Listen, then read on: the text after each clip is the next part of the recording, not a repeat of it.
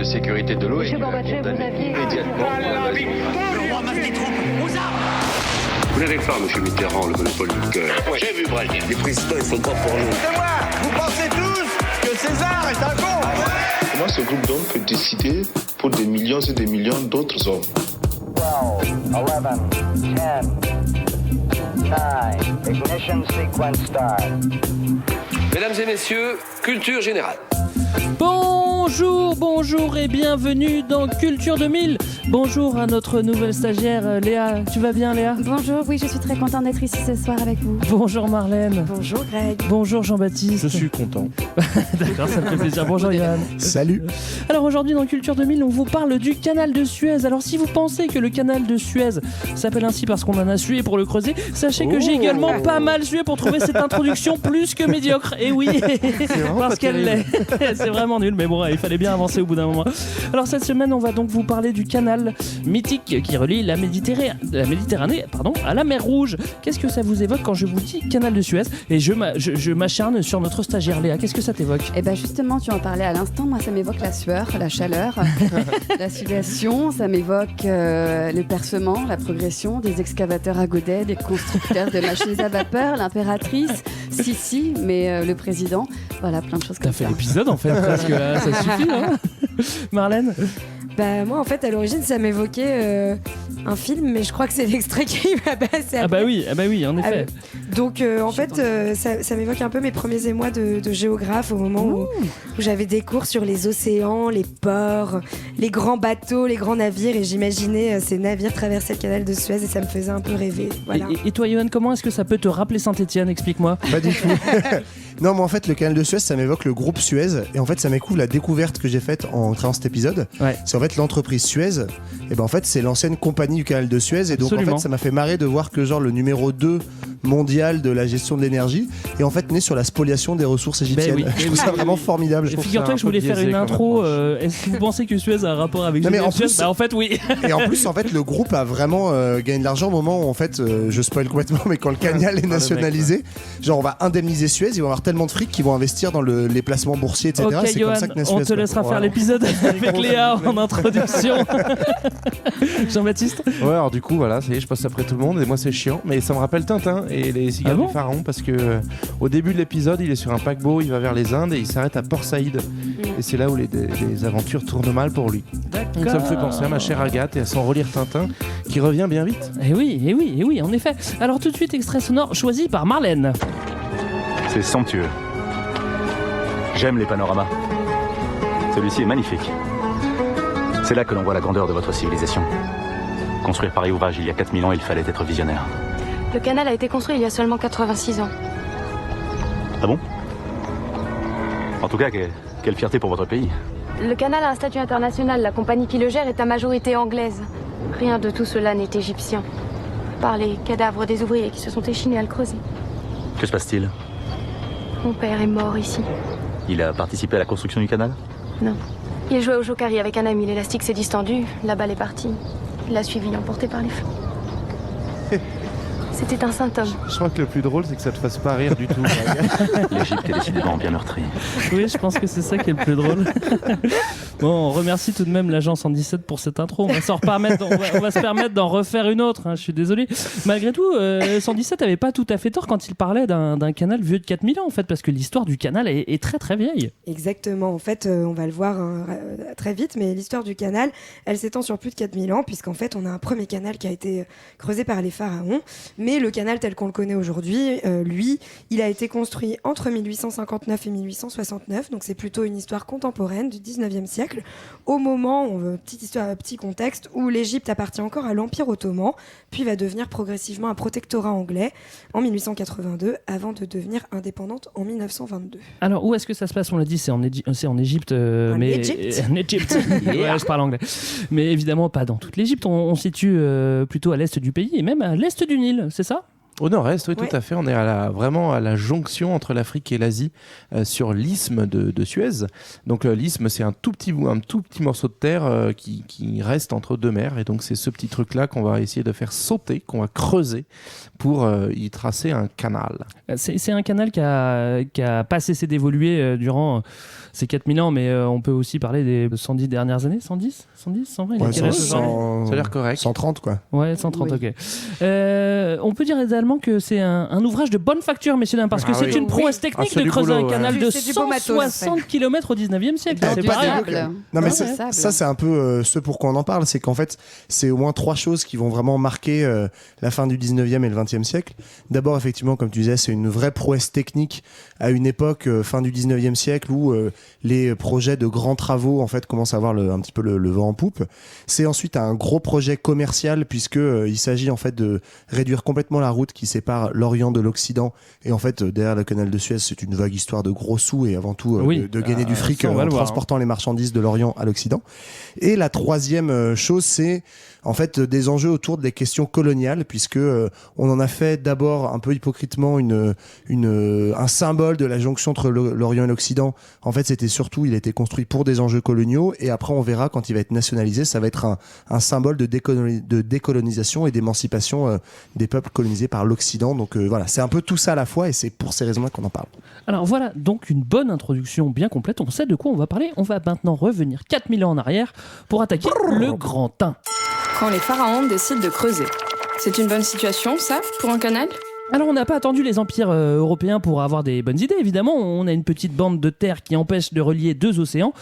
L'envie de relier l'Orient à l'Occident titillait déjà il y a 4000 ans. On l'attend ou on fait quoi ? C'est une vieille idée en fait, et qui titille, comme tu le dis déjà, les pharaons, puisque là on retourne vraiment loin dans le passé, dans l'Antiquité, au moment où on a un pharaon qui s'appelle Sésostris III. Bien connu. Voilà, c'est celui qui a le plus pesé dans le game du pharaonage. Bien, voilà. Mais c'est le 3e, c'est peut-être pour ça. Oui, mais on connaît bien le premier, c'est ça. Exactement.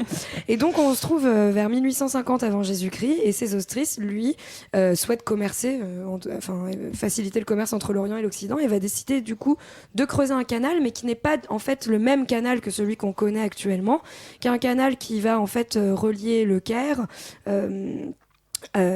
C'est ça, non, qui se situe au nord du Caire et qui va relier la mer Rouge. Ils vont se servir du Nil plutôt que de creuser dans la terre, quoi. C'est ça, exactement. Pour la faire vite, en gros, des bras du Nil et du delta du Nil. Le canal actuel, il est nord-sud, et en fait, ce canal à l'époque, il était plutôt est-ouest, c'est-à-dire qu'il part de la mer Rouge et il tire en diagonale pour rejoindre le Nil et après rejoindre la Méditerranée. Et ça redit du coup aussi les enjeux de cette époque-là, où en fait, on n'est pas forcément dans de la jonction entre Orient et Occident, puisque ça n'a pas vraiment de sens pour la civilisation pharaonique, mais c'est plus à ce moment-là l'ère d'échange, c'est notamment la péninsule arabique, donc de l'autre côté de la mer Rouge, et puis aussi le sud de la Corne africaine.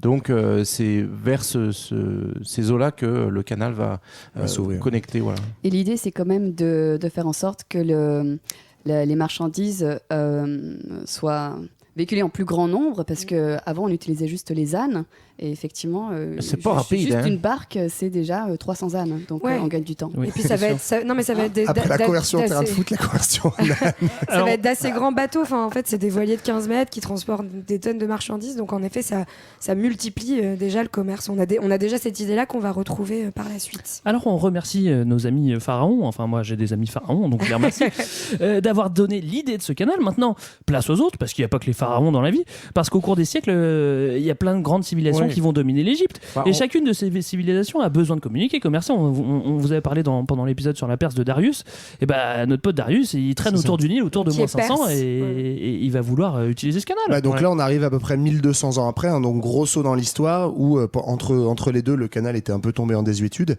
et là Darius, donc on rappelle, l'Empire perse à l'époque vient coloniser ce territoire égyptien, et justement vient un peu s'inspirer de la culture pharaonique. Il reprend le titre d'ailleurs. Voilà, Darius reprend le titre de pharaon et roi d'Égypte, entre autres choses, et roi des Perses évidemment.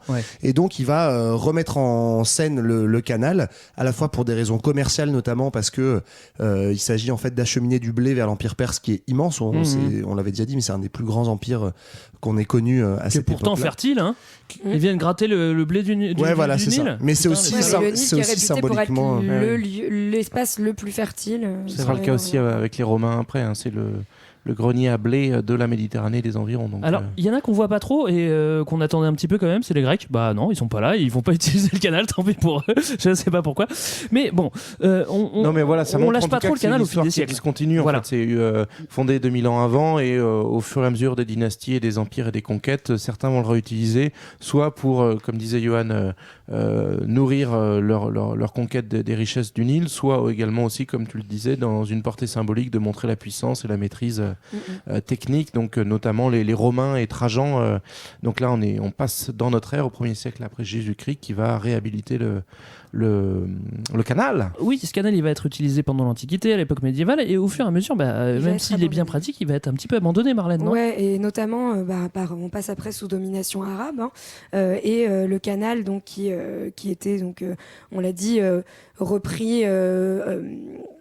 Creusé de nouveau, etc. Cette fois-ci, il va être plutôt fermé pendant près de 1000 ans, du 8e au 18e siècle. Ouais, quand même, ouais. Et il va être même détruit par le calife Al-Mansour.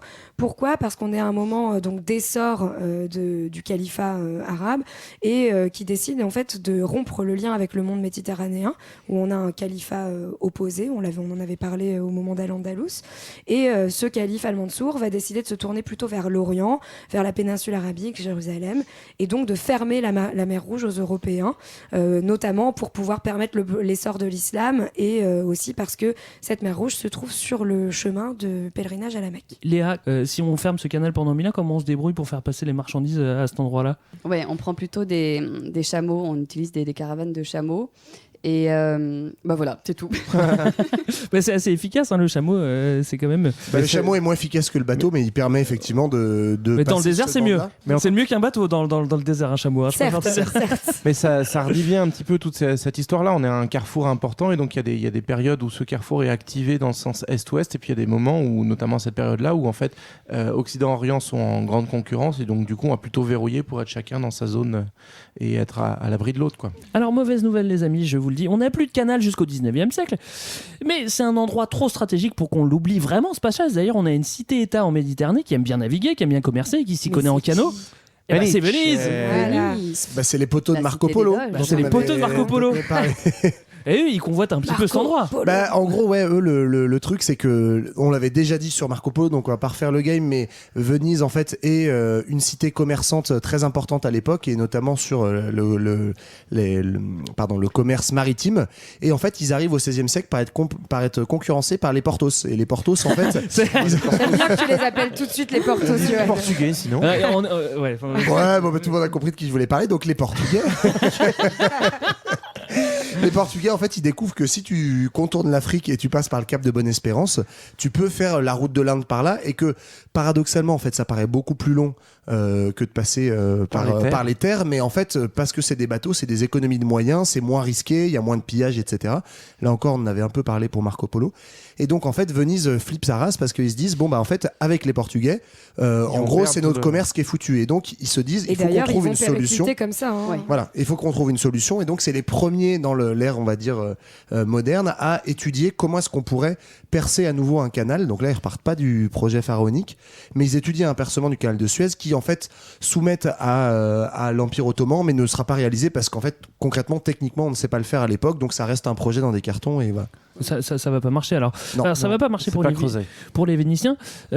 Finalement, la route qui contourne l'Afrique reste l'unique, et ça marche bien. On arrive maintenant fin 18e, début 19e, et Napoléon, comme tous ceux qui sont passés avant, il va vouloir s'y coller pour concurrencer les Anglais. Une fois n'est pas coutume. Il reprend les bails. Ouais, c'est ça. On l'appelle Bonaparte à ce moment-là parce qu'il n'est pas encore empereur. C'est un général de la Révolution, et en gros, il va guerroyer contre l'Europe de façon générale, contre les Anglais en particulier. Et il y a donc notamment ce qu'on a appelé les expéditions d'Égypte, où il fait toute sa il a un bataille. Petit égyptologue, c'est d'ailleurs le démarrage de l'égyptologie à ce moment-là, puisqu'il va emmener avec lui pas mal de savants, et c'est ça qui fait la différence en fait avec les tentatives précédentes, c'est qu'il ramène tous les ingénieurs, les grands savants de l'époque, et ils vont réenvisager de se dire ça pourrait être pas mal de creuser un canal là, notamment parce que le nouveau bail du moment, c'est la grande compétition pour l'accès aux Indes. Donc on est toujours sur les mêmes histoires finalement, mais en compétition cette fois-ci fois-ci, non plus avec, comment on dit, les portos, mais les roast beef. Ah ouais. Alors les roast beef, on a le droit par contre.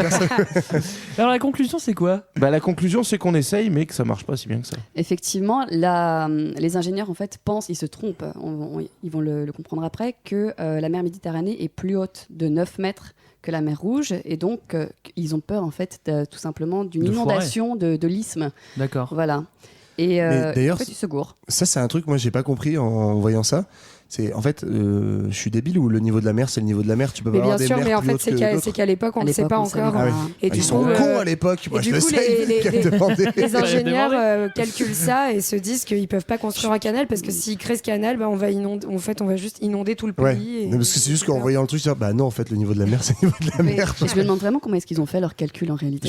Franchement, je sais. Tu sais, t'amènes Champollion, t'amènes les plus grands mecs de Polytechnique et tout, ils te chient un calcul pour. Ah ouais, mais c'est le moment où c'est les débuts de la cartographie et du repérage des altitudes. On n'est pas fort en maths en France. Résultat, ils abandonnent. Ouais, en tout cas, ils abandonnent. L'histoire ne dit pas si Napoléon fait zigouiller ses scientifiques ou pas. Ça, je pourrais pas vous le dire. Champollion, Champollion, il a pas fait les calculs. Non, mais Champollion, il faisait partie des expéditions. Non, je parle de ceux qui ont fait ce calcul de merde. Mais non, parce qu'ils l'ont su bien plus tard, puisqu'il va y avoir rebelote un peu plus tard par d'autres ingénieurs. On lâche pas le projet, quoi. Voilà, c'est ça. C'est que malgré tout, la France commence à mettre un petit pied non négligeable en Égypte. Alors, ce qui est intéressant, c'est un petit point de contexte sur l'Égypte à ce moment-là. On est, comme le disait Marlène en introduction, dans une province de l'Empire ottoman. Donc, c'est-à-dire cet empire qui est dirigé depuis la Turquie actuelle. Les Turcos. Voilà, les Turcos, les kebabistes. Tout le monde va y passer. Les kebabistes, oui. Oui, d'accord. Et en fait, les Grecs sont aussi des kebabistes. L'Égypte, à ce moment-là, est comme une province lointaine d'Istanbul et donc commence à s'affirmer. Il y a toujours une idée que l'Égypte en soi est indépendante et donc arrive au pouvoir un certain Mohamed Ali Pacha. C'est un type qui va régner près de 40 ans, 48 ans je crois au pouvoir, et qui va être dans la logique de comment je marque des puntos vis-à-vis d'Istanbul en termes d'autonomie, et donc il va un peu fricoter avec les Français. Ça va être un jeu de tension entre je joue avec les Français pour gagner des points et moderniser ma province, et en même temps je me méfie des Français parce que c'est moi qui commande. Et du coup il se méfie des Français, mais aussi il va inviter finalement pas mal d'entre eux à venir essayer de contribuer à la modernisation de ce pays, et notamment ceux qu'on appelle les Saint-Simoniens, donc qui font partie d'un courant dont qu'on a déjà pu évoquer dans d'autres épisodes, qui sont en fait des personnes qui croient dans le progrès et en fait qui pensent que la technique et l'industrie vont permettre de sauver l'humanité. C'est les tocardos, pour le dire. Voilà, pour résumer. Bref, en fait, c'est un courant assez particulier parce qu'ils sont à la fois un peu mystiques, donc c'est-à-dire qu'ils sont dirigés par, donc là, à ce moment-là, au début par le comte de Saint-Simon, mais ici, là, à cette époque-là, par Prosper Enfantin, qu'ils appellent le père. Enfin, ça fait un peu secte, à la fois fondée donc sur un genre de religion de la technique et du progrès. Mais c'est finalement une doctrine qui est très proche du positivisme qu'on avait évoqué la dernière fois. En fait, Comte est le secrétaire de Saint-Simon. En fait, il s'inscrit vraiment dans la droite ligne. Et Prosper Enfantin, personne se fout de la gueule de son blaze, non? C'est pas... Les Prosperos, on les a appelés. Mais en tout cas, ils vont développer un genre de théorie assez particulière où ils estiment que l'Occident est donc le père et l'Orient la mère, et que il faut en fait réunir le père et la mère par ce canal qui permettra donc de sauver l'humanité, de réconcilier papa dans maman. L'humanité. Exactement. Non, mais en dehors de ces trucs un peu chelous, ça reste une doctrine sociale et politique qui effectivement prône le progrès. Tout ça pour dire que Mohamed Ali, qui est Pacha, qui est le vice-roi d'Égypte à l'époque, il s'entoure de ces mecs qui lui présentent ce projet donc de creusement du canal parce qu'ils ont refait les calculs. Ils ont refait les calculs des ingénieurs de Napoléon et ils disent qu'on peut construire le canal. Et sauf que Ali Pacha, il se dit que ça le fait un peu chier et surtout, encore une fois, il a peur quand même de l'influence des Français, donc il va refuser le projet. Malin. Alors, dans ce grand 1, on a donc compris que cette zone est vraiment stratégique pour le commerce. On a vu que les pharaons avaient créé et exploité un canal et que ce canal avait été utilisé jusqu'au 8e siècle. Malheureusement, il a été abandonné pendant 1000 ans. Et depuis, beaucoup d'Européens s'intéressent de nouveau au projet. Alors on étudie, et puis à force d'étudier et de proposer, on va bien y arriver. En tout cas, on arrive au grand 2. Quand les Européens font du mansplaining. Un canal en mieux, un canal universel pour réconcilier l'humanité. Alors on va faire connaissance de celui qui a posé son nom sur le projet final, c'est Ferdinand de Lesseps. Ferdinand, c'est pas du tout un ingénieur, attention, non, c'est plutôt un diplomate en fait. On va pas glorifier la technique, on va glorifier la diplomatie en fait. Mais alors c'est pas pour rien que c'est lui qui arrive dans le game. En gros, il y a 2 raisons, tu l'as dit. Un, c'est un ancien diplomate en Égypte, donc en fait il connaît du beau monde là-bas, et notamment le fils de Mohamed Ali Pacha. Saïd Pacha. Et parce que Saïd Pacha, avec qui du coup il est pote, et donc ça va être beaucoup plus facile de le convaincre du projet. Bah ouais. Et en plus, c'est un Saint-Simonien, donc disciple de cette doctrine positiviste, etc. Et donc lui, ils se disent, voilà, c'est un peu le game de ma vie. Je vais convaincre le Pacha d'Égypte qu'il faut faire ce projet de canal. Et donc, grâce à ses relations diplomatiques, il arrive en fait à convaincre le Pacha qu'il faut monter une compagnie et entamer les travaux, puisque maintenant on commence tout juste à avoir la technique pour que ce soit réellement possible. Encore une fois, il faut contextualiser. On est dans cette deuxième moitié du 19e siècle où c'est la mode de faire des grands travaux. On n'est pas encore sur les buildings, mais pour montrer qui a la plus grosse, c'est qui fait l'ouvrage le plus extraordinaire, quoi. Alors, l'Égypte, à ce moment-là, on l'a dit, elle appartient à l'Empire ottoman. Et donc, on a un vice-roi en 1850, c'est ça ? C'est ça, en fait c'est la succession d'Ali Pacha. Ce qui va changer, c'est qu'avant on était dans des gouverneurs et puis Ali Pacha va instaurer une dynastie en fait. Et donc du coup ils prennent le nom de vice-roi, ils peuvent pas être rois parce qu'on est à l'intérieur d'un empire, mais toujours est-il que c'est la descendance d'Ali Pacha qui désormais va régner et donc ça marque un peu l'autonomisation de l'Égypte vis-à-vis d'Istanbul. Et moi je voulais juste rajouter, j'aime bien cette anecdote, le fait qu'ils ont quand même acheté leur titre très très très très très cher. Ah ouais. Ouais. Comment ça, c'est eux qui achètent le... Voilà, ils ont dit on a envie d'être Khedive, vice-roi, etc. Donc ils ont acheté ce titre sultan, et la possibilité de l'hérédité aussi. En même temps, un peu comme Giscard d'Estaing. En même temps, si on proposait un titre, je sais pas combien je serais capable de payer, quoi. Tu vois, si on m'appelait roi, un truc comme ça, quoi. Ouais, là c'est vice-roi. Moi, de vice-roi, même vice-roi. Vice-roi, moi je mets 500 boules. Allez, 1000 boules. Et si tu mets 1000 boules, j'en mets 1005. Alors Ferdinand, il établit quand même une compagnie pour percer ce canal et pour récolter des capitaux. Comme tu l'as dit en intro, Johan, c'est l'ancêtre de GDF Suez. C'est la compagnie du canal de Suez. C'est ça. D'ailleurs, c'est le principe de ces compagnies de l'époque. On retrouve beaucoup. C'est l'idée de créer une entreprise privée qu'on va pouvoir mettre en bourse pour essayer d'attirer des capitaux. Alors, ça marche pas aussi bien que ça parce que autant Lesseps il est à fond dans le projet, autant en France et en Europe, il a du mal à trouver des souscriptions de la part de gros groupes, de gros investisseurs. Donc, il va surtout relever des petites parts, des gens qui vont mettre des petites actions dans le lot. Mais il y a quand même quelques freins, et notamment dans les freins qui pèsent dans la finance internationale à ce moment-là, ce sont les Anglais. Ouais. Parce que, alors contrairement à l'image qu'on a pu avoir, les roast beef. La perfide Albion, enfin, faut choisir. Hein. Parce que les roast beef, en fait, à ce moment-là, ils sont à la tête d'un empire qui s'étend notamment dans les Indes, et ils ont peur que les Français, creusant un petit canal à côté de l'Égypte, en profitent pour aller venir mettre le nez dans leurs petites affaires. Donc, ils sont plutôt pas chauds du tout, notamment parce que c'est les Français qui pilotent. Ferdinand, bon, alors, il joue bien, mais c'est pas encore gagné, car tout le monde est méfiant, et bon, on l'a dit, les Anglais sont méfiants. Les Anglais, le sultan. Le sultan, il est méfiant aussi. Ouais. Mais finalement, ça va quand même se débloquer, et au fur et à mesure, on va commencer sur des coups de bluff, on va commencer à creuser le canal, et les Anglais, qui, comme on l'a dit, qui étaient vénères, réussissent à faire arrêter les travaux plusieurs fois, mais finalement, à la mort de Saïd, c'est plié, le chantier va plus s'arrêter, et ça, c'est plutôt une bonne nouvelle pour Lesseps. En gros, c'est compliqué à mettre en place à cause des Anglais et des Turcs, mais il y arrive parce que justement, il arrive à convaincre le vice-roi d'Égypte, et à partir du moment où il se l'est mis dans la poche, et il crée sa compagnie, il lance une souscription qui marche plus ou moins bien, et en fait surtout parce qu'il est poteau avec les Égyptiens et le vice-roi d'Égypte, en fait le vice-roi d'Égypte achète 44% je crois des actions de la compagnie, donc en fait ça en fait l'actionnaire majoritaire, et du coup ça arrange tout le monde. De Lesseps ça l'arrange parce que ça lui fait le pèse pour pouvoir faire le canal. Lesseps, il a une particule maintenant, il a acheté un truc aussi. C'est Ferdinand de Lesseps. Oui, c'est vrai. De Lesseps, bien sûr. Et l'Égypte ça les arrange parce qu'en mettant 44% du game, ils vont le regretter après, mais du coup ils peuvent être majoritaires et garder une forme de contrôle. Et c'est comme ça en fait qu'ils vont organiser notamment le creusement du canal. On a donc des plans, on a un projet, on a les autorisations, on a un petit peu d'argent. Comment on fait pour construire ce canal ? Comment on se débrouille ? On prend des gens et on les oblige à creuser. Très bonne solution. Voilà. Accordez les. Voilà. On leur donne pas d'argent, on leur enlève l'eau de la bouche et puis c'est bon. Voilà, c'est plus ou moins de l'esclavage, non ? Exactement, c'est du travail forcé, c'est de l'esclavage.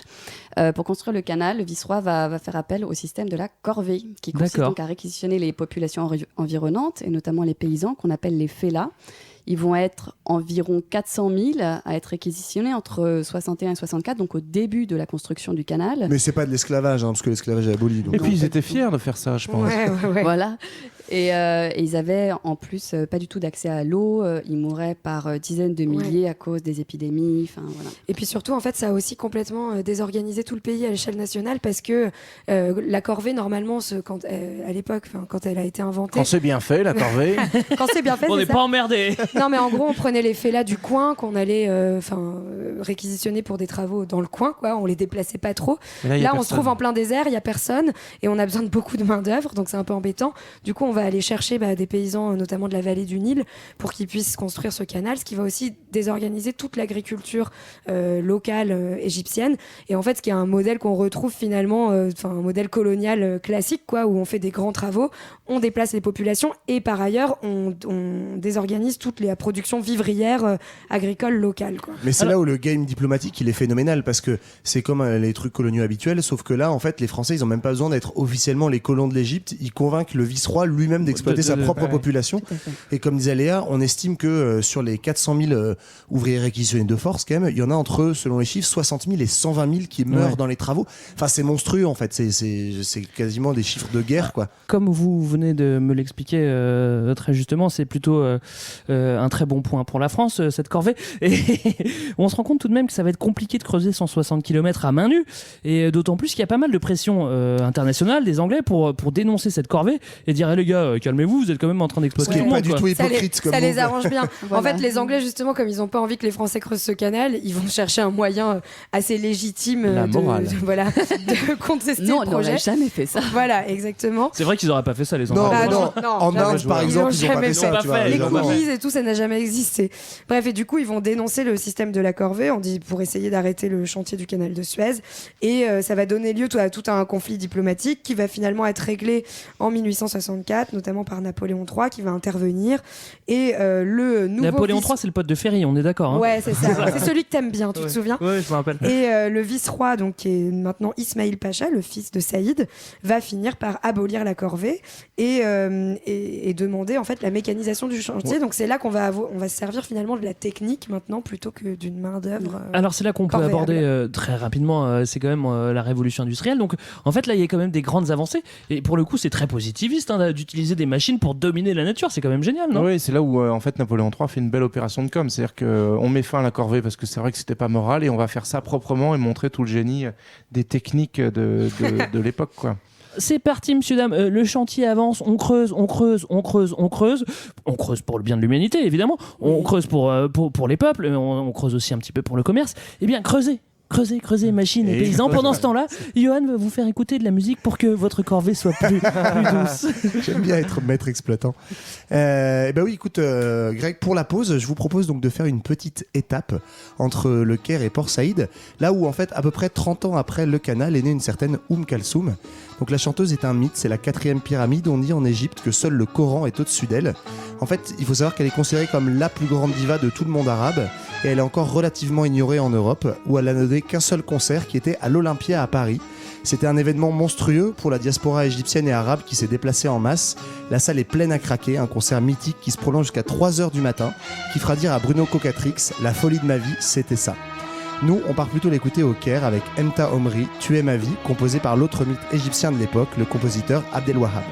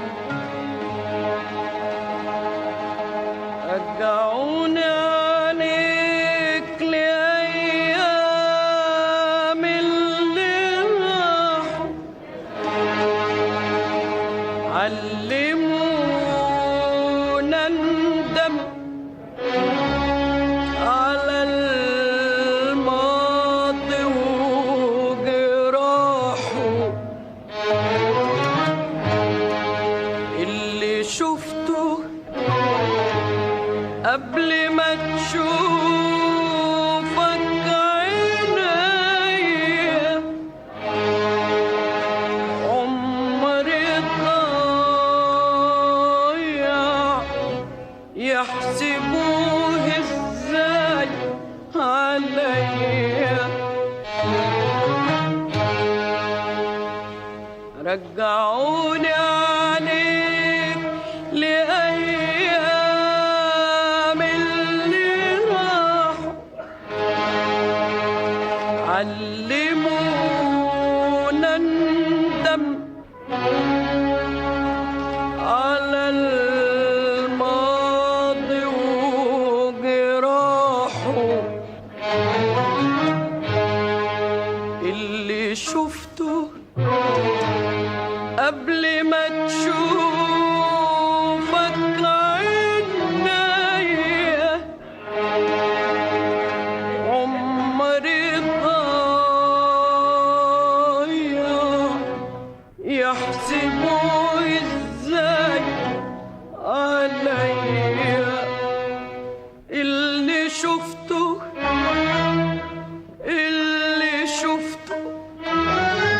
قبل ما تشوفك عينيا عمري ضايع يحسبوه ازاي عليا اللي شفته قبل ما تشوفك عينيا عمري ضايع يحسبوه ازاي عليا اللي شفته قبل ما تشوفك عينيا عمري ضايع يحسبوه ازاي عليا انت عمري.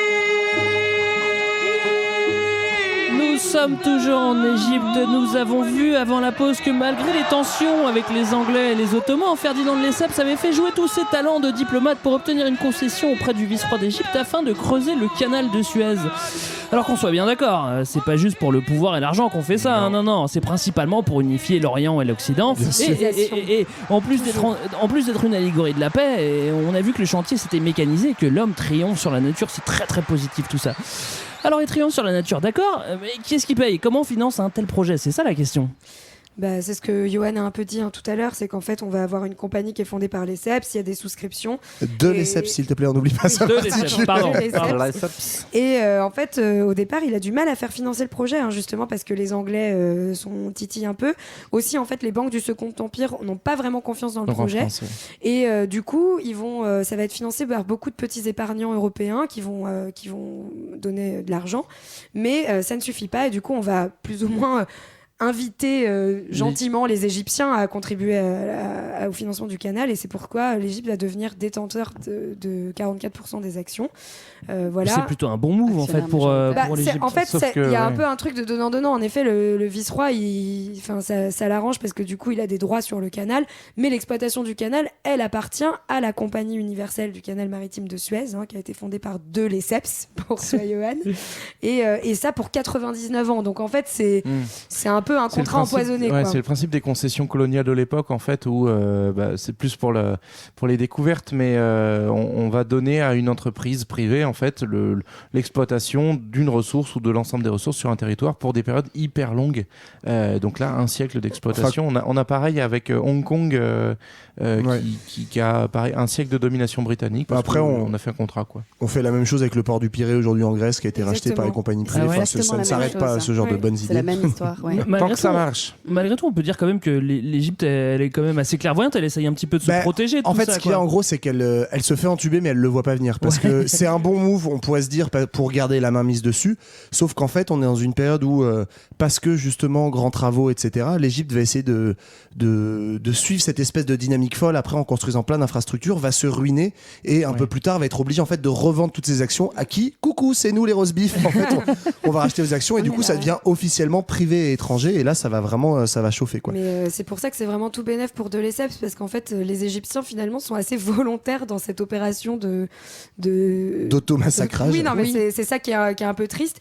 Et à tel point, enfin, ça se voit aussi avec la célébration de l'inauguration du canal de Suez qui a lieu le 17 novembre 1869 à Port Saïd, donc un port qui a été créé spécialement sur la Méditerranée pour qui porte le nom du vice-roi Saïd qui avait accepté le projet et où en fait c'est vraiment un événement extrêmement particulier international où l'Égypte veut adopte complètement ce discours d'union entre l'Orient et l'Occident en voulant mettre en scène justement une Égypte moderne aux côtés des nations européennes qui désormais est quasiment une puissance occidentale en fait. Comment ça se passe justement cette petite célébration c'est l'inauguration des JO quoi. On met des flammes, on met des présidents dans les tribunes. Mais il n'y a pas Shakira quoi. Faut faire une petite scénographie quand même. Alors, on a un pavillon d'honneur pour les souverains, donc toutes les cours d'Europe sont représentées.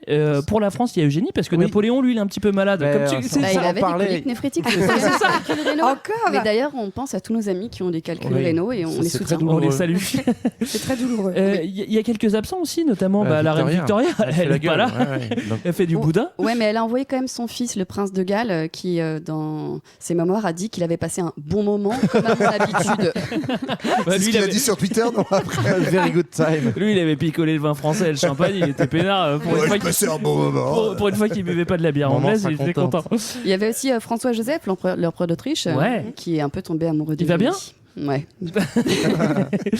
Alors c'est une célébration et on met beaucoup de symboles dedans et donc on va mettre un petit peu de religion et comme les religions qui sont représentées qui sont aidez-moi qui sont censés s'unir à ce moment-là. Bah, c'est la chrétienté et l'islam quoi. Ouais, c'est ça, il y a en gros donc il y a 3 pavillons, le pavillon des rois, le pavillon de l'islam et le pavillon de la chrétienté. Tout ça est une sorte de mièvrerie totale pour faire sentir l'union parce qu'ils n'étaient pas invités. L'union des peuples et des cultures. Non, le truc un peu marrant moi que je trouve là-dedans, c'est la création de l'opéra. Où on demande donc à Verdi, italien, de créer un opéra spécial. C'est le vice-roi, c'est Ismaël Pacha qui demande ça. C'est un peu ça justement. Alors c'est marrant d'ailleurs, parce qu'on n'arrête pas de dire fusion de l'Orient et de l'Occident. En fait, en réalité, on devrait dire genre le kiff absolu de l'Égypte de ressembler le plus possible à l'Occident parce que c'est la mode à l'époque. Donc il va voir un occidental Verdi pour lui demander de faire un truc occidental de l'opéra. Bon, ok, c'est l'histoire de soi-disant d'un mec égyptien qui tombe amoureux d'une esclave éthiopienne, mais ça donne l'opéra Aïda qui sera pas prêt à temps parce que Verdi il est un peu à la bourre. Bon, il a pas assez bossé. Il a pas assez bossé, donc l'opéra sortira 2 ans après et on aura un autre opéra de lui, je sais plus. Rigoletto. Voilà, Rigoletto qui sera joué ce jour-là, mais donc voilà, on est dans cette espèce de symbolique d'union entre l'Europe et c'est aussi le début de la presse people, non ? Bah oui, de fait, parce qu'on a une vraie couverture médiatique, donc avec des reporters du monde entier qui vont contribuer à cette image-là. Il y a aussi on a le début de la photographie, donc on a pas mal de portraits, de scènes de ce qui s'est passé. Donc, faut imaginer notamment l'impératrice Eugénie. Alors, je sais plus comment ça s'appelle, l'aigle, je crois. L'aigle, son navire. Voilà, le navire sur lequel elle rentre. Qui a voilé à vapeur. Dans le canal, exactement. C'est vrai. Au sens propre. Comme Napoléon. Comment et ça c'est se aussi passe d'ailleurs à ce moment-là, on va remettre une pièce dans la machine de l'égyptologie. Notamment, on peut encore voir aujourd'hui à côté des pyramides du Caire, de Gizeh, l'hôtel de luxe qui a été construit notamment pour la venue de l'impératrice Eugénie, parce que quitte à faire le déplacement, autant aller voir les trucs un peu C'était vraiment la star de la cérémonie. Ouais, c'était vraiment la star et c'était la première à passer avant tous les autres. Et l'aigle, son navire, vraiment était le premier à passer à Port Saïd, ensuite à Ismaïla, toutes les villes qui ont été créées le long du canal de Suez. Et après, on s'étonne que les Français aient la réputation d'être snob. Et on pourra pas juste la fan de Napoléon. Enfin, tu vois, il y a un moment. Après, elle était impliquée politiquement. Elle avait un vrai pouvoir de représentation. C'est pas juste une femme, Yoann. Bon, ça va.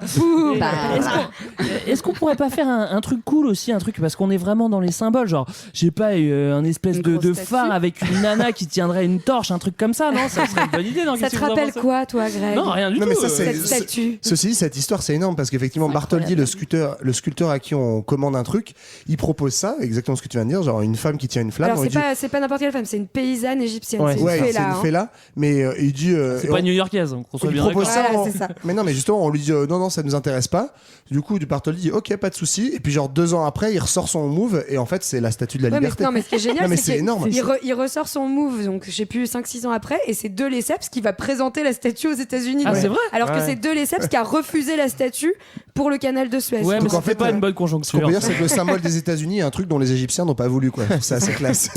Bon, et bien voilà, monsieur Damon, là, notre canal, tout le monde est content. Les Européens peuvent passer dans l'océan Indien rapidement. Les Égyptiens se sont pas fait carotter dans leur deal.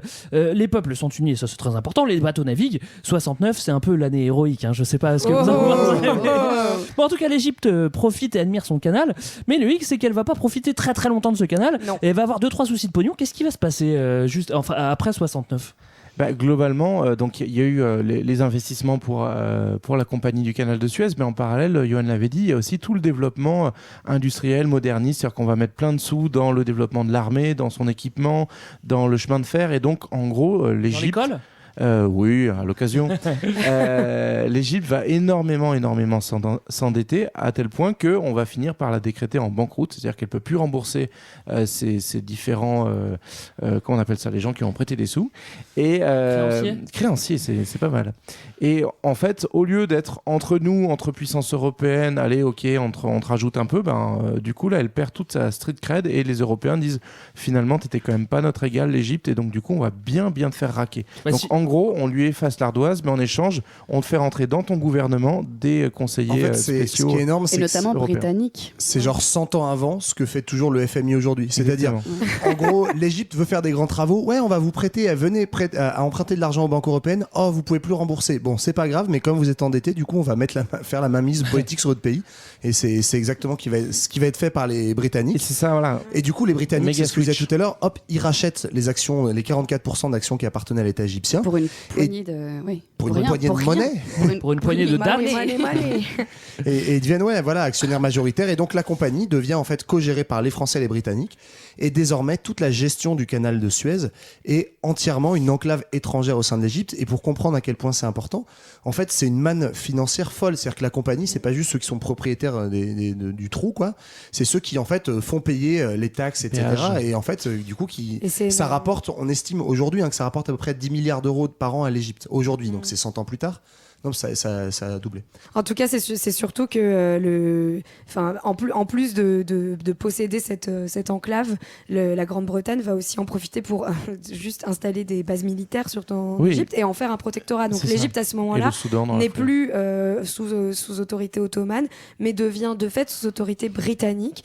Et finalement, c'est dans un contexte colonial où la Grande-Bretagne. Et le pire de tout ça, c'est que la France, qui s'est acharnée à tirer l'Égypte vers le haut, est complètement évincée. Ben oui, c'est bien ça le Et problème. il reste dans la cogestion du canal, mais l'influence politique, et ça c'est aussi intéressant, ça switch totalement, alors que l'Angleterre à l'origine était contre le canal de Suez, là ça va devenir son autoroute pour relier les Indes à l'Angleterre, quoi. Et oui, et puis disant que l'Égypte n'arrive pas du tout à gérer son budget, évidemment ils vont nommer un ministre britannique du budget, enfin voilà. Un mec sérieux, quoi.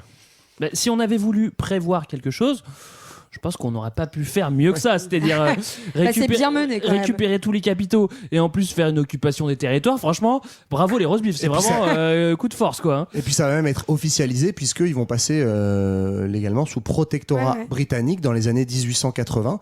Donc c'est-à-dire que ça reste légalement une province de l'Empire ottoman, mais sous protectorat, c'est-à-dire sous gestion britannique. Mais rassurez-moi, le canal reste neutre, non? Oui, non, mais c'est parce que les Anglais ont bien dit que c'était pour sécuriser le canal. Hein, Oui, avant voilà. tout, c'est pas pour leurs propres intérêts. Non. Donc ça reste neutre, c'est Oui. ça que tu es en train de me dire, Marlène. Oui, exactement. Bon, bah ça reste neutre, évidemment. Bon. Sauf pendant les périodes de guerre. Bah voilà. Alors on a dit que ça resterait neutre, mais on a dit que on a dit ça en temps de paix. Donc quand il y a la guerre, c'est pas vraiment pareil. Donc ce serait un petit peu trop risqué de laisser passer n'importe qui, non? Donc je vous propose d'aller faire un petit tour du côté de Veracruz pour voir s'il y a un canal.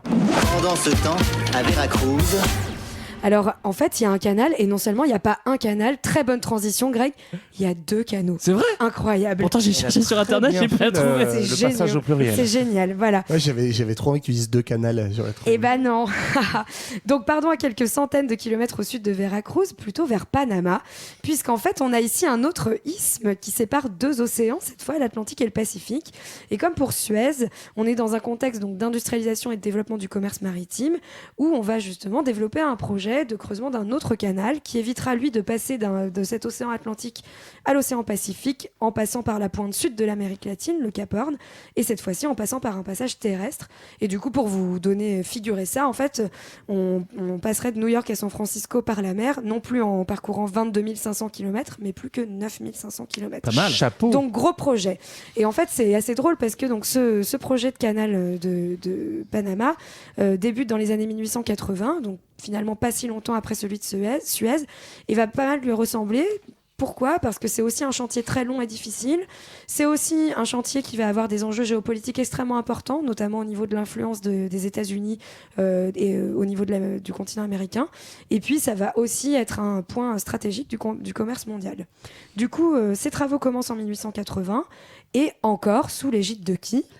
Ferdinand de Lesseps, et oui. Bravo. Sauf que Michel Canal, bonjour.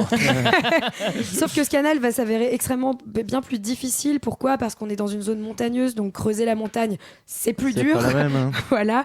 On est dans une zone tropicale qu'on connaît mal, donc beaucoup de gens vont mourir de la fièvre jaune, etc. Mais etc. de Lesseps, non. De Lesseps, toujours pas. Non, je crois qu'il est bien au chaud sur son yacht, tout va bien. Et Sur tout ça, son aigle. et du coup, il crée aussi une société, mais finalement, Panama Papers. le creusement du canal est sous-évalué, enfin, le prix est sous-évalué. Il lance une nouvelle souscription, et là, scandale. En fait, il va y avoir un énorme scandale de corruption, puisqu'on se rend compte que pour trouver de l'argent, parce qu'au début, personne ne veut creuser ce canal, parce que ça a l'air impossible. Comme Suez, quoi. Voilà. Qu'est-ce qu'il va faire ? Il va en fait se faire des copains députés qui vont contre de grosses sommes d'argent, Clémenceau notamment. voilà, accepter donc d'émettre des obligations publiques, donc c'est-à-dire que des épargnants puissent acheter des obligations et contribuer à financer ce canal. Il va aussi payer des journalistes pour dire c'est super, allez-y et contribuer pour le canal de Panama. Et finalement, ça marche pas. Tout le monde se retrouve ruiné. Et c'est ce qu'on appelle justement le scandale de Panama qui va en fait ébranler la Troisième République et provoquer une grosse crise politique. Mmh. Du coup, à la suite de ça, on va avoir un certain Gustave Eiffel qui va reprendre la construction du canal en construisant des écluses. Il va finir par y arriver. Ouais. Et surtout, en 1903, c'est les États-Unis qui vont venir dire coucou et qui vont en avoir un peu marre que les Français foutent la merde du côté du Panama en disant...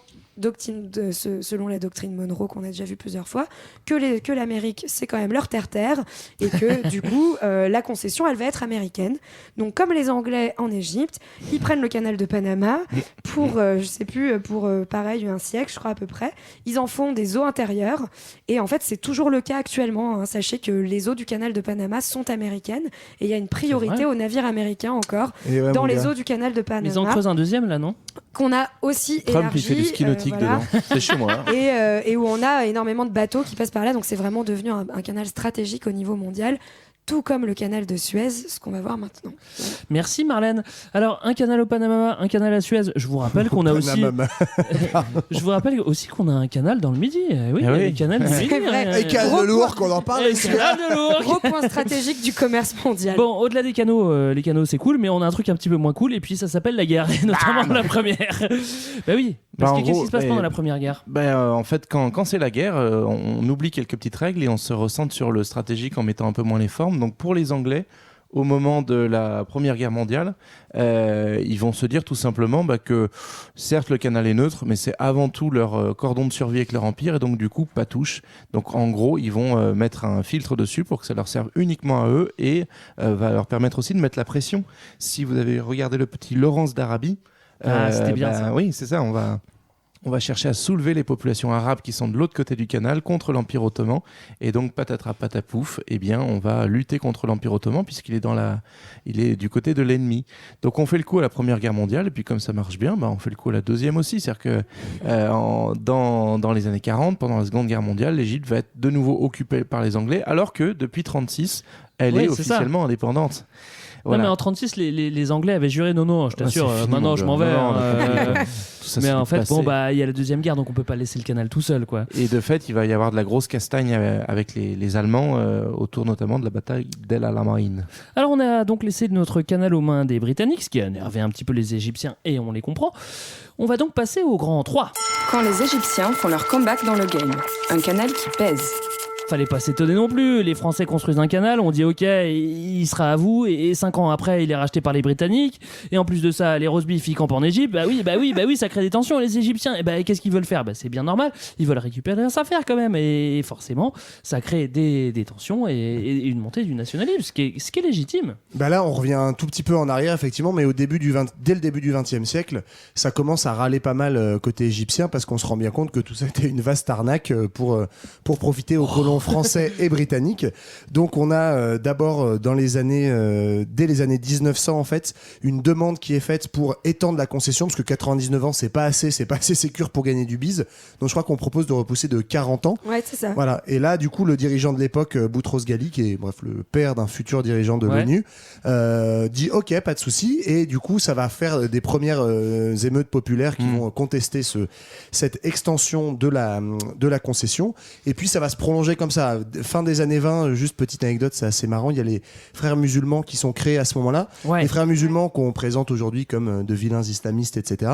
Je ne vais pas rentrer dans le détail de leur idéologie politique, mais ce qui est marrant, c'est qu'ils naissent vraiment sur un truc anticolonial et anti-britannique, en disant justement, ils s'implantent dans les villes qui sont proches du canal, en disant attendez, en fait ce truc-là c'est juste une enclave étrangère chez nous, et donc ce qu'on veut c'est reprendre en fait notre souveraineté sur le canal et sur la région. On est chez nous, c'est ça leur slogan. Non, ils dénoncent aussi l'emprise laïque européenne et l'imitation du modèle occidental en terre d'islam. Donc, oui, c'est ça, parce qu'en fait, concrètement, avec ce que tu dis aussi, mais c'est normal, quoi. En fait, c'est pas que économique, c'est aussi que concrètement, je crois qu'il y a entre 20 et selon les périodes, entre 20 et 40 000 soldats britanniques qui vivent là. Donc, en fait, t'as des villes entières où en fait, ce sont des colons britanniques qui s'installent, quoi. Ils contestent vraiment l'occupation de l'espace et l'espace tel qu'il a été formé par les Européens, c'est-à-dire avec des villes qui sont européennes en Égypte, une architecture qui est européenne, des messes, des églises, etc. Donc tout ça va être contesté. Et les clubs. Ça va donner les clubs anglais. Les clubs Beaucoup anglais. de ségrégation sociale aussi, entre les différentes populations. Donc il y a effectivement un courant islamiste des frères musulmans qui va dénoncer l'emprise culturelle occidentale, et il y a aussi un nationalisme plus laïcard pour le coup, mais qui est issu un peu héritier de la fierté égyptienne du début du 19e, qui s'est un petit peu fait entuber par le colonialisme. Et on va aussi avoir des mouvements de ce type-là qui vont inspirer un petit peu plus tard un groupe de jeunes officiers qui chasseront du pouvoir en fait le roi, puisqu'il y a encore un roi, une dynastie qui est globalement favorable aux Occidentaux. Donc ça nous amène après la Seconde Guerre mondiale. Bah oui, parce que ça chauffe. Mais bon, en même temps, comme on l'a dit, c'est légitime. En 1848, 1900, on a une première tentative pour récupérer le canal, et peu de temps après, on a un bonhomme qui va apparaître et qui va pas mal faire bouger les lignes. Ce bonhomme, c'est Nasser, et il va dénoncer. C'est qui Nasser, Greg ? Justement, ça c'est ma question. C'est leur Raïs à eux. Parce que là, j'ai déjà beaucoup parlé. Maintenant, je te pose la question. Qui c'est ce monsieur Nasser ? Alors Nasser, c'est un général. En fait, il l'a dit. Un colonel, je crois, à la base. Un colonel, d'accord. Ouais, mais il avait pas dit son nom. C'est des militaires qui, à la fin des années 40, vont renverser le roi. Et, 50, oui. Enfin, oui. 52. 51 et demi, je crois. Mais... Bon, voilà, on est hyper précis sur les dates. Au début des années 50, il renverse le roi. Du coup... le roi Farouk. Le roi Farouk. Au début, c'est pas Nasser qui va diriger le pays. Puis finalement, il c'est lui qui prend le pouvoir. Mais... Et surtout, Nasser, il est connu parce que c'est une des figures de ce qu'on a appelé le panarabisme. Donc, c'est-à-dire qu'il va se présenter comme un leader arabe et essayer d'unir les nations arabes contre les colons, enfin les anciennes puissances colonisatrices. Et il va aussi être très célèbre parce que c'est une grande figure du tiers-mondisme et du mouvement des non-alignés. En 1955, c'est la conférence de Bandung dont on a déjà parlé, qui met en place ce mouvement des non-alignés, qui sont des pays qui sont anciennement colonisés et qui veulent en fait montrer une certaine autonomie par rapport aux deux blocs de la guerre froide, donc c'est-à-dire le bloc impérialiste américain et le bloc communiste soviétique. En plus de ça, il a un petit projet qui est assez sympa, c'est un projet de barrage. Et effectivement, le barrage d'Assouan, qui est dans le sud du pays, Nasser en fait a vraiment envie que sa population arrête d'être pauvre, parce que c'est vraiment pas les mecs, arrêtez d'être pauvres, là, je passe pour un nain. Vous me faites chier à être pauvre.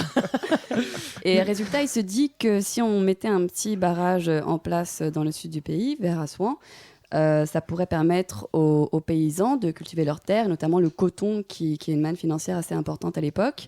Et donc, ils demandent des fonds à la Bird, je crois, aux Américains.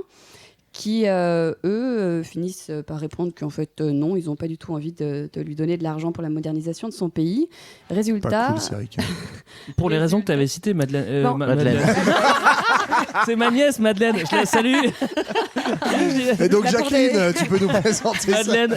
Bah pour des raisons de guerre froide en fait, hein. C'est que justement Nasser il veut pas trop se positionner et du coup il tente des moves un peu osés, un peu osés, en tout cas qui vont pas plaire aux Américains, c'est-à-dire en fait on est aussi dans un contexte de guerre israélo-arabe, hein, puisqu'en 1848 on a la création 1948 décidément, on a la création de l'État d'Israël et Nasser va vouloir s'armer contre l'État d'Israël et va aller choper des armes auprès de la Tchécoslovaquie qui fait partie du bloc soviétique, ce qui va vraiment déplaire aux États-Unis.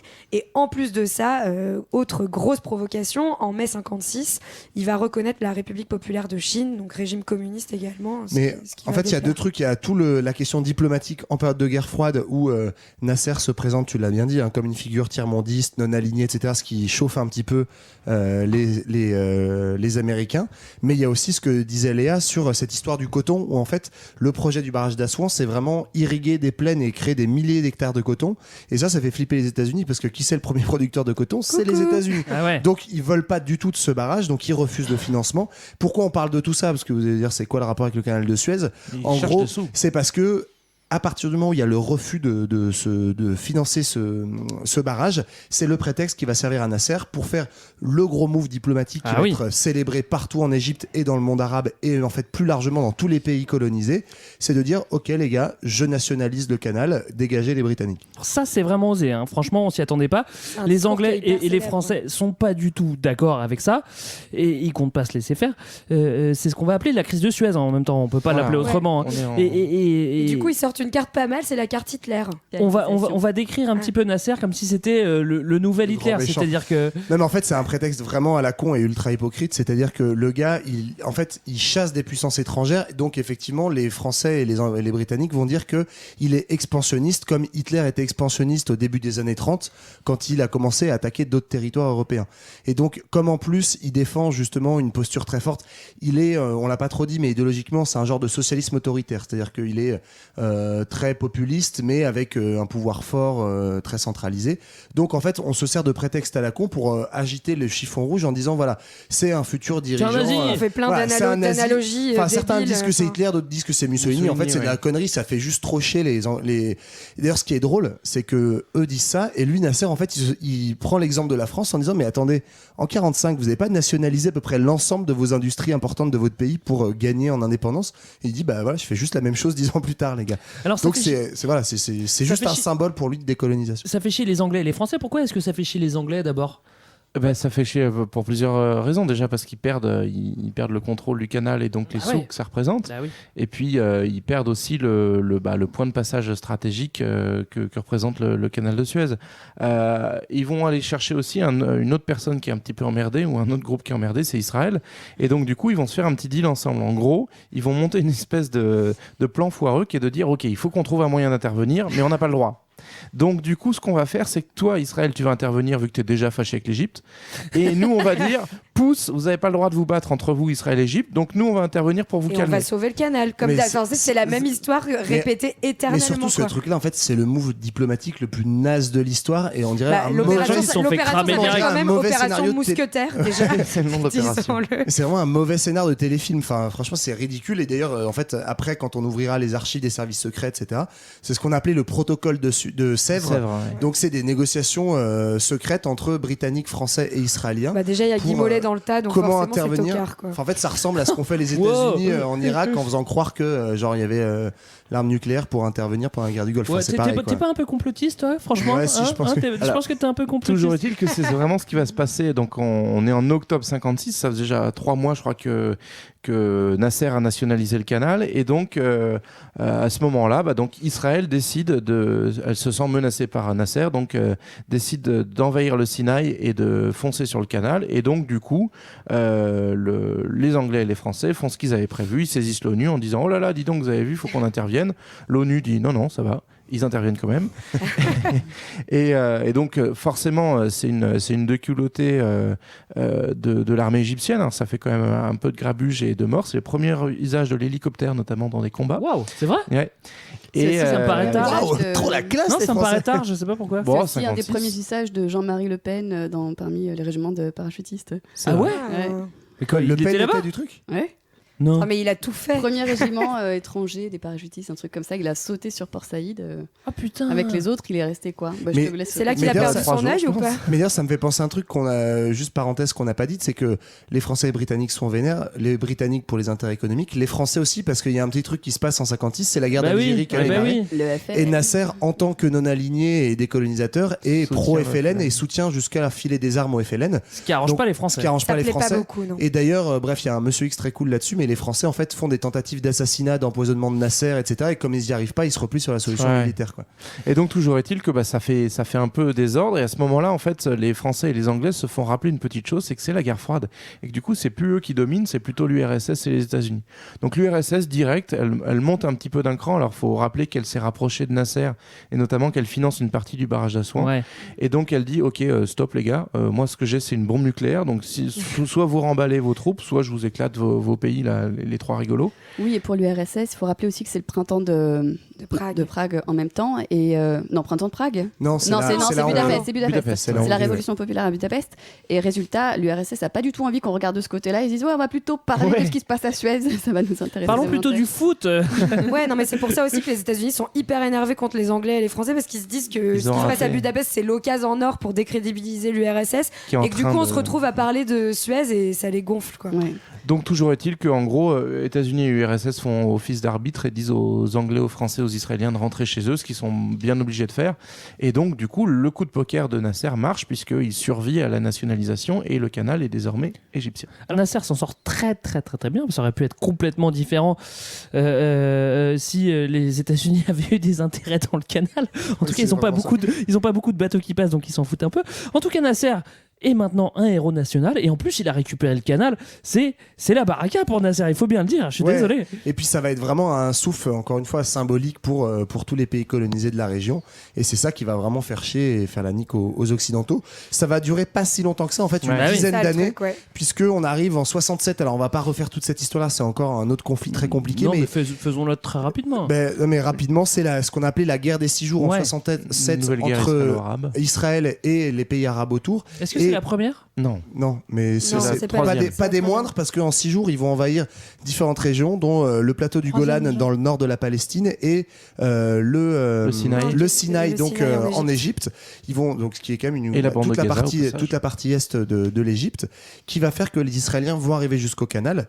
Bref, on va siffler la fin de la récré et la fin de cette guerre très rapidement, mais ce qui va faire que les Israéliens vont garder le Sinaï et du coup le contrôle. C'est à l'est du canal. Mais comme ils vont gagner du Sinaï jusqu'au canal, ils vont en fait avoir le contrôle du canal pendant, si je dis pas de bêtises, 7 ans. C'est jusqu'en 8 ans. Voilà, 8 ans. Et donc en fait pendant 8 ans le canal va être fermé. Donc en gros 10 ans après avoir récupéré leur canal, pendant 8 ans il est fermé au commerce international et du coup ça va changer beaucoup toutes les questions économiques des routes commerciales, puisque désormais il va falloir refaire comme faisaient les fameux Portos au XVIe siècle, c'est-à-dire faire le tour par le cap de Bonne-Espérance, contourner l'Afrique. Tintin. Ouais, et c'est un énorme enjeu stratégique parce qu'en fait on a 3/4 du pétrole mondial qui passe par ce canal de Suez et d'un coup en fait on n'a plus ce passage, on a un allongement des routes maritimes énorme et du coup ça va avoir des conséquences moi que je trouve incroyables, mais en fait c'est comme ça qu'on va développer tous les énormes porte-conteneurs qu'on connaît, les super tankers, enfin tous ces bateaux gigantesques, parce qu'en fait on doit transporter la même quantité de pétrole mais en faisant des routes beaucoup plus longues et du coup on va changer les bateaux et ça va être doublement la nique pour l'Égypte parce que non seulement ils n'ont pas de ressources pendant 8 ans et quand le canal réouvre en 73 et ben en fait les bateaux peuvent plus passer et du coup ça va mettre assez longtemps avant que le canal puisse être de nouveau opérationnel et qu'il puisse de nouveau tirer des ressources et donc ça va être tout l'œuvre des successeurs de Nasser et notamment Sadat qui va se dire ok, on récupère le canal, on le remet en route, mais donc il faut aussi faire des travaux pour le creuser, l'élargir, faire en sorte qu'il soit adapté aux nouvelles normes en fait du commerce maritime. Bah oui, parce que les Égyptiens ils vont pas se laisser faire, c'est-à-dire que maintenant ils ont un canal et on va faire des travaux, pas de problème. Mais tout ça, ça nous emmène jusqu'en 2015 à l'ouverture du nouveau canal, c'est-à-dire qui est plus adapté justement. Ouais, c'est même un double canal, quoi. Ouais, alors à certains endroits c'est un double canal, tu peux passer dans les deux sens, t'as plus besoin d'attendre qu'il y ait un bateau qui passe dans un sens pour pouvoir passer. Et du coup, c'est un canal qui reprend un petit peu ses droits et le commerce fluvial, comment on dit? Non, comment on dit pas fluvial? Canalaire. Canalial. Et forcément augmente et c'est plutôt une bonne chose pour l'Égypte. On l'a vu. Toutes ces tensions et tous ces événements augmentent la valeur symbolique du canal. Comment ça se passe à peu près aujourd'hui?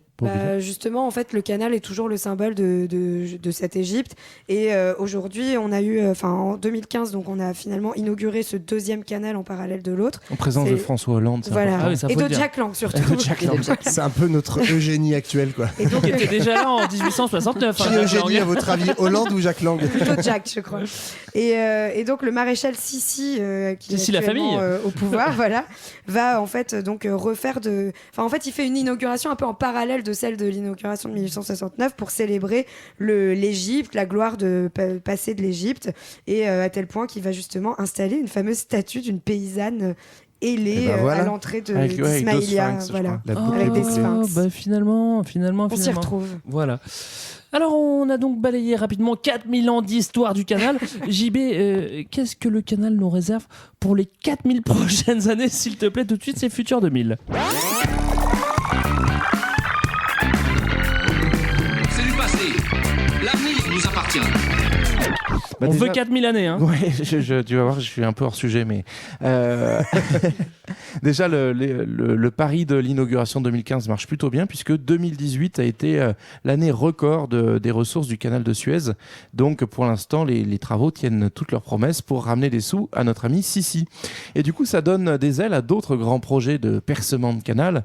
Alors on va commencer chez nous, hein, quand même, un peu, parler de la France, avec le canal Seine-Nord-Europe, vous l'attendiez. Il arrive enfin, il a été relancé pour connecter la Seine aux canaux du nord de l'Europe et ainsi dynamiser le transport fluvial à l'arrière de ce qu'on appelle le Northern Range, c'est-à-dire tous les grands ports européens qui vont du Havre jusqu'à Rotterdam.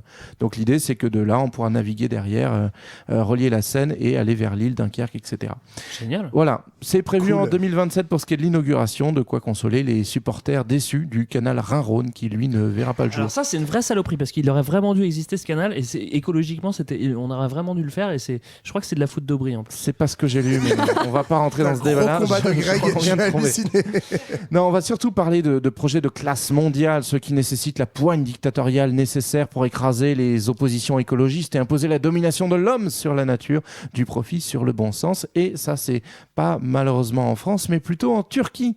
Et oui, là où tous ces ingrédients de dictature existent, le président Erdogan, triomphalement réélu cette année, est décidé à dérouler le câble de son pharaonique canal Istanbul, 25 mètres de profondeur jusqu'à 1000 de large et surtout une longueur de 45 km entre la mer Noire et la mer de Marmara pour désengorger le détroit du Bosphore. Objectif, renforcer la place d'Istanbul comme carrefour des échanges en permettant le passage de 160 navires par jour. C'est pas dégueu et surtout, au passage, démontrer la puissance turque. Et donc les opposants, eux, parlent plutôt d'un massacre environnemental chiffré à la destruction, et ça va te faire plaisir Marlène, de 20 000 terrains de foot de forêt et une limitation des ressources en eau. Ça fait combien de Bretagne? Je l'ai pas calculé, mais c'était directement dans l'article, les 20 000 terrains. Et donc du coup, c'est pas terrible, et notamment pour le développement de la métropole stambouliote. Mais ça pèse pas lourd face à la possibilité de se faire payer un droit de péage sur un des axes les plus fréquentés au monde, parce que actuellement c'est gratos, puisque le détroit de Bosphore c'est considéré comme un passage naturel et donc libre de droit. Une question subsiste cependant dans ce grand projet: qui tiendra le rôle de l'impératrice Eugénie lors de l'inauguration de ce nouveau canal? Réponse, Jack Léa. Si, Léa ou Jack Lang? En 2023. Si, ça marche Léa aussi. Et Jack Lang. Une union à nous raconter. Et je peux rajouter juste une petite chose? Ça me paraît essentiel. Très bien. Justement, on parlait de tout l'argent qui rentre en Égypte avec ce nouveau canal depuis 2015 et que Sissi récupère. Et que fait Sissi avec tout cet argent? Il met des gens en prison. Et il achète des armes à qui? À la France. Voilà. Bah finalement, Des tu vois. frégates et des rafales. Finalement, au moins l'argent revient. On peut pas se plaindre. Et ça finance qui? Suez. Tout est bien. La qui boucle finit est bien. bouclée. Alors je suis désolé, j'ai fait du bruit avec l'ordinateur tout à l'heure parce que j'étais en train d'essayer de fact-checker ce que je venais de dire sur Aubry et j'en suis pas sûr du tout. Le projet a été enterré en 97. Et Aubry était vivante en 97. Donc elle l'est toujours, hein, petite précision. Oui, enfin, plus beaucoup, politiquement. C'est le chevènement qui l'a enterré. Bon, en tout cas, c'était notre épisode sur le passionnant canal de Suez. On espère que ça vous a plu. En tout cas, je pense que nous, ça nous a plu. Que ça vous a donné envie d'aller un petit peu plus loin. Je sais pas pourquoi pas justement traverser ce canal pour faire de la plaisance, j'en sais rien. Nous, on se retrouve bientôt, notamment la semaine prochaine et dans 2 semaines, pour parler d'un autre sujet. Quelles sont les actualités? Vous pouvez nous retrouver sur les réseaux sociaux. C'est quoi le Twitter de Johan, le Twitter de Culture 2000? Je sais pas. Ouais, parce qu'il me demande à chaque fois. C'est pour ça que j'essaie de le c'est Culture 2000, non? Ouais. @culture_2000. Ouais, voilà. Il y a aussi le Facebook qui existe. Et oui, il y a un petit Puis on a toujours le droit de nous balancer des petits commentaires sympas sur iTunes, histoire d'augmenter la visibilité. Absolument. Il n'y a pas encore d'Instagram de Culture 2000? Ou de Moi, Snap. j'ai pas Instagram. C'est pour ça qu'on t'a recruté, Léa. C'est toi qui vas t'en charger, Léa. Génial. Alors, on se quitte en musique peut-être. Ou on a quelqu'un a quelque chose à ajouter peut-être? On t'aime, Greg. Ouais. Bah, ça, c'est une bonne C'était conclusion. super Ouais, avec je trouve. toi. Passons sur la musique directement après ça. Et bah oui, et du coup on va se quitter avec une autre diva, donc qui est née et élevée au Caire, de parents italiens, qui s'est dit que Dalida c'était plus classe comme Blas di Congue que Yolanda Gigliotti, son vrai nom de naissance. Alors les mauvaises langues qui pensent que Dalida était un transsexuel ne savent pas qu'elle a remporté au Caire le premier prix du gala des Jolies Jambes, tandis qu'en même temps elle perd le gala de chansons amateurs auquel participe un autre jeune garçon français, celui-là, un certain Claude François, fils du contrôleur du canal de Suez. Candidate ensuite à Miss Égypte en 54, elle est seulement première dauphine, mais les parents de la gagnante déclinent l'un des cadeaux qui revient donc à Dalida, un voyage à Paris. Yolanda ne sait pas encore qu'elle y sera bientôt la reine. Elwa Yabaladi est l'une de ses chansons, les premières chansons en arabe qu'on va écouter, donc un hommage vibrant au souvenir de son pays. Et alors on met tous du eyeliner, on fait des 8 avec ses hanches et on se dit à dans 2 semaines. Bye bye, à dans 2 semaines et même à dans 1 semaine. Bye bye. Billet de mille. Ciao.